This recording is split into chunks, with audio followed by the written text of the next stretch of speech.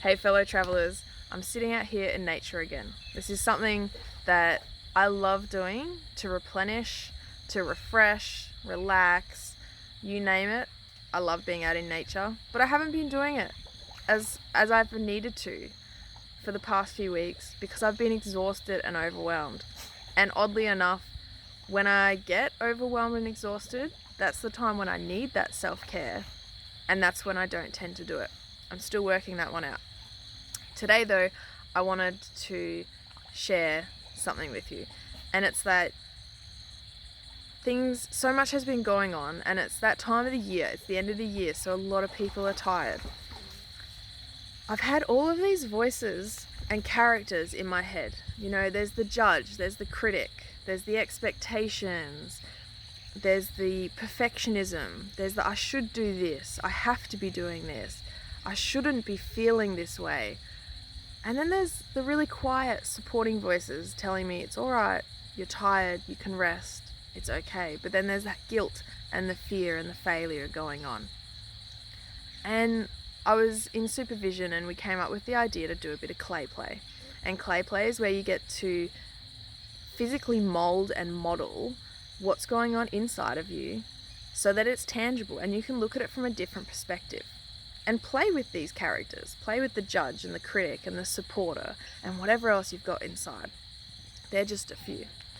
So I've been avoiding it for 2 weeks because I haven't been ready to, I suppose, get well and look at them from a different perspective. And this is totally understandable because it's my way of coping at times in my life has been to push myself harder and harder and harder. And we all have different coping mechanisms. It's how we survive and even how we thrive. However, at some stage, these coping mechanisms no longer serve us, and we don't have to get rid of them. Sometimes they're not needed anymore at all. Other times, we just need to quieten them down a bit, put them to the side, so that another way of thriving can come forward and help us in life. So this is where the clay play is coming in for me, because I've had all these voices going on and I've had all these emotions and it's just been crazy for me, and I haven't been out in nature taking time and breathing and absorbing. So I'd like to share this process of clay play with you, and perhaps it's something that will be able to help you as well. So welcome, you are very welcome to come along this journey to finding out a bit about this mode of therapy. It's a fun, creative way, and I'm looking forward to it allowing me to just explore. There's no pressure, my modeling doesn't have to be perfect, it's just to get things out so I can physically look at them and address them from a different angle.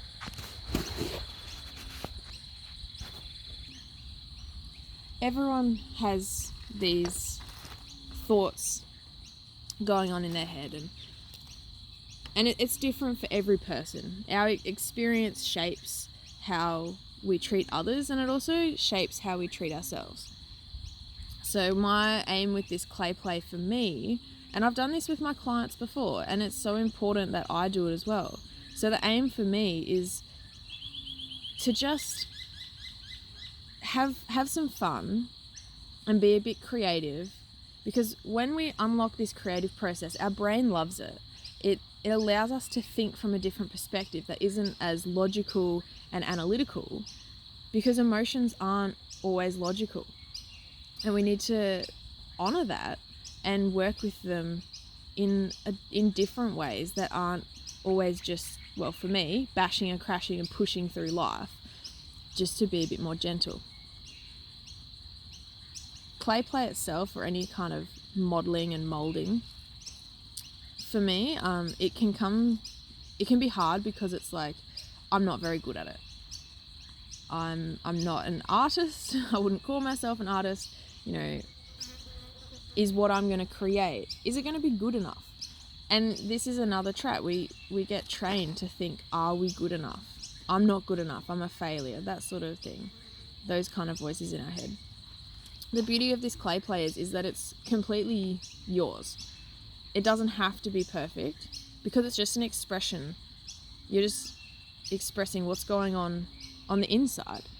So there's no standard, there's no judge, marking the criteria of whether or not your clay model is an A+ or whatever standard that we're so used to.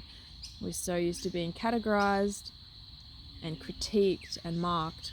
But this clay play, you just play. You're just exploring. So this first character of mine, and I'm wanting to share this with you so that you can get some real-time experience of some of the types of therapy techniques that I use, that other therapists use, and perhaps it's something that will help you as well.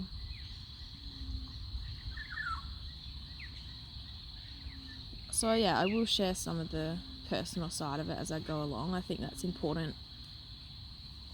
If you'd like to know more questions, more information about it, please do ask me questions. If you think that this kind of therapy is what you need and you'd like to be guided through it, I'm more than happy to send audio recordings as a bit of a guided script for you, or we can see each other in person, jump on Zoom and do a session.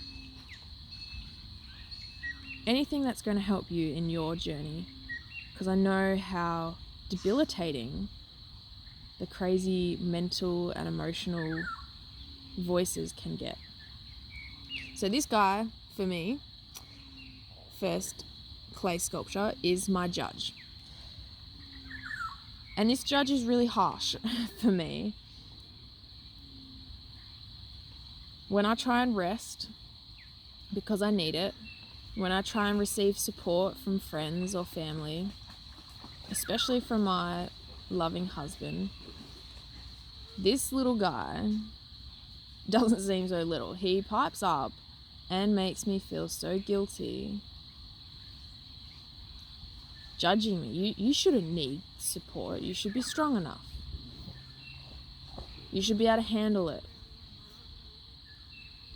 That kind of verbal chitter-chatter. And it affects me,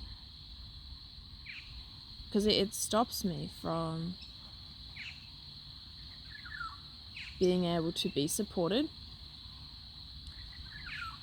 and also just to admit that, I don't have to be getting everything right. I'm not going to get everything right. Something inside of me seems to think that I can keep upholding this really high standard of myself. The judge is important, as most things in our being, they are important. A lot of things, they wouldn't be there if they didn't have a purpose. However, it's even like our strengths. Strengths can become quote unquote weaknesses, or they can become unhelpful when we overuse them and we don't balance. So really life is just about balancing what we've got inside of us, what we've been given. But my judge has been a little bit too vocal lately.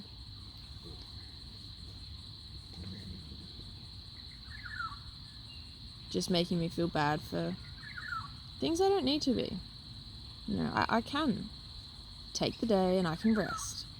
I don't have to be pushing to meet some standard that I think is going to make me successful. I can just rest. Now, as for the actual process, what's going on for me somatically as I'm playing with this clay. By the way, I don't have a plan. I'm just going with it.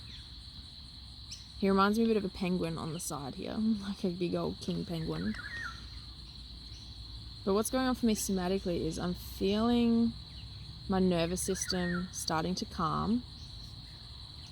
So my breathing has gone slower and it's gone deeper. I'm breathing now into my lower lungs, my diaphragm. My eyes have softened. I'm not feeling like I'm tensing and straining as much. I think being in nature helps too, all the sounds, that auditory stimulus.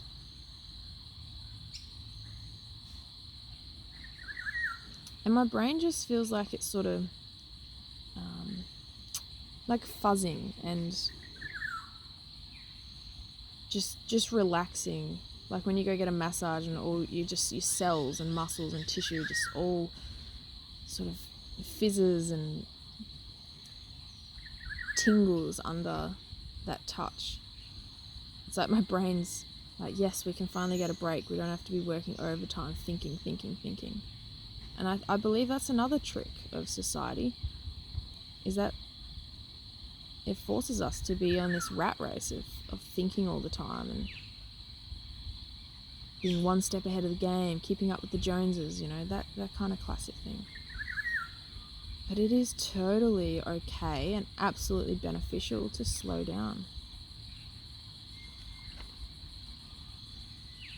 And you know what? When I have this judge as a clay figure and it's out of my head, I've got more space inside now, and I've got more perspective to go, this is just a voice that's been too loud for a little bit too long, and he can just sit over here outside my head, and I don't have to be scared of him. Like this voice, I don't have to feel like I've got to meet its standards, because it is just a voice that helps me sometimes, but at the moment I need a voice of care and compassion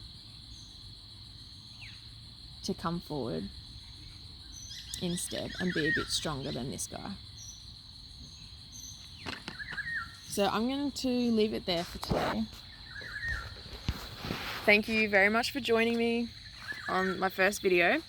I do hope that it brings something to help you, and if not, that's okay.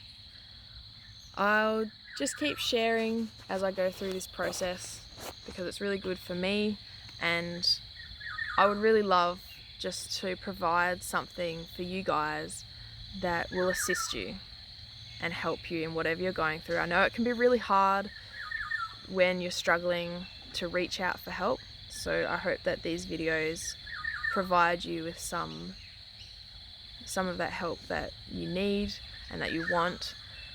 And please do reach out, even if you just need a message for support. Reach out to someone, whether it's me, whether it's a friend, whether it's a stranger, whether you write on a piece of paper. It just helps to really get things out of your head and onto something tangible that you can see from a different perspective. So yeah, until the next video. And if there's anything that you'd like me to do a video about to help you understand more about what goes on in therapy, what I have to offer, different modes, I love exploring, I love learning, and I love growing with you. Have a great day, guys.